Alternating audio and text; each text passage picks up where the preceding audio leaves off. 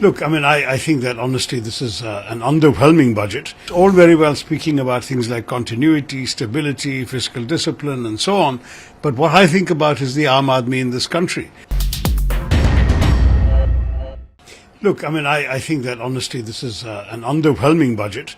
It's one where a number of things have disappointed us. You mentioned fiscal deficit, and indeed it's good there's been enough discipline that we can go down from 4.5 to 4.4 and look forward to 4.3. But I've been in Parliament long enough to remember the Finance Minister's predecessor, the late Arun Jaitley, announcing a fiscal deficit of 3.5% as his target.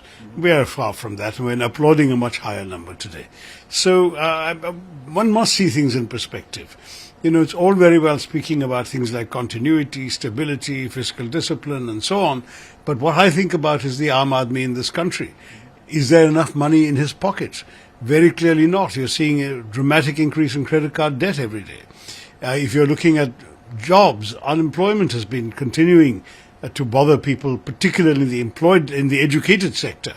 And there are so many anecdotes of positions being advertised in the railways, a peon position, a head constable position in the police, whatever, and you get over 1,000 applications per post. And these are not just the 8th standard or 10th standard qualification that's required for the job. These are college graduates and PhDs because they have no adequate employment. And that's something the government has not addressed specifically in this budget. Then there are other larger questions which, there's so much, in fact I've been giving interviews all day to various channels on various aspects that trouble me. But one thing that I will say as an MP from Kerala is my profound disappointment that even in an election year, the BJP did not see fit, the government did not see fit to give my state what its fair share. There are some schemes that have been announced. Rare earths is something I have advocated. I have published articles requiring that we do serious efforts to become self-sufficient in rare earths. There are precious sands in Kerala that could be mined, but this is a 15-year project. Mining rare earths, creating the infrastructure, and then processing and refining my rare earths is a very long-term, high investment requiring activity. We're 15 years away from seeing the fruits of that. In the meantime, our dependence continues. If you look at the other areas for Kerala that there's a mention of a turtle trail. I'm not sure that's going to make a lot of people terribly excited, unless they love turtles, God bless them. But there are other needs. There's a reference to coconuts and cashews, and I'm assuming we'll be a beneficiary, but Kerala was not mentioned either in the speech or in the budget document. But since we are the biggest producer of both coconuts and cashews, I'm expecting that we will be a beneficiary. Similarly, there are some interesting areas that I would like to see Kerala benefiting from, but Kerala was not specifically mentioned. Inland waterways. We've had an announcement of ship repair in Patna and Varanasi, but Kerala has more inland waterways than any other Indian state, and there's been no mention of Kerala. Why could we not have such ship repair facilities for inland waterways in Kerala? Port development. We have the magnificent Vizhinjam port in my constituency, which is the biggest container terminal in India, where the largest ships in the world are able to dock. No mention of any support for it. It needs better connectivity into the hinterland, road, rail connectivity. No support from the centre was announced for that, whereas a package would have done some good. So, aims. We've been promised an aims in the very first NDA budget 12 years ago. It still has not become reality. No mention of it again. There was a mention of creating some All India Institutes of Ayurveda.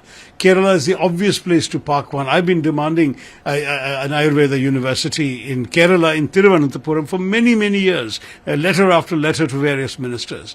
The truth of the matter is, there was only one place mentioned, that was the Ayurveda Centre in Jamnagar. There was no mention made of Kerala, and we ought to have an Ayurveda university or centre in Kerala. Many other things we might benefit from. Biopharma was talked about. We have a tremendous record in the healthcare sector. We might be able to do that. We've got things like urban centres, urban clusters being talked about. Kerala is a very urbanized state, lots of cities and towns. but we have not been told that we're going to get anything out of that, and so on and so forth. So, I mean, I feel that now the new hashtag for my state has to be Invisible Kerala. We send the largest remittances of any Indian state. We do we produce lots of skilled and educated labor for the entire country. We bring foreign exchange to this country. We attract tourists to the country. But when it comes to the budget, it's Invisible Kerala. That's a real concern I have. Other things, we see ideas like having a new cadre of healthcare caregivers. But, they have an existing cadre of ASHA workers who are treated abominably. There are 30,000 of them in my state. There are 10 lakh around the country. You know what they get? They get 2,000 to 4,000 rupees a month as an honorarium. They don't even get a proper salary. Many of them work 18-hour days. They may have occasional extra money coming from task-related incentives, but very few and very irregular. They have no minimum wage, no salary, no pension, no job security.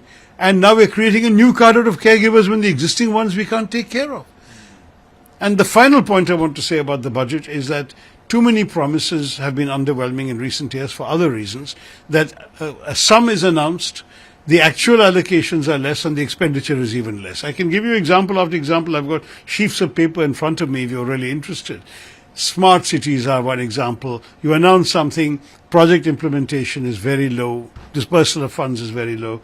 If you look at almost any particular activity, the implementation does not match the rhetoric. I'd love the government to explain why.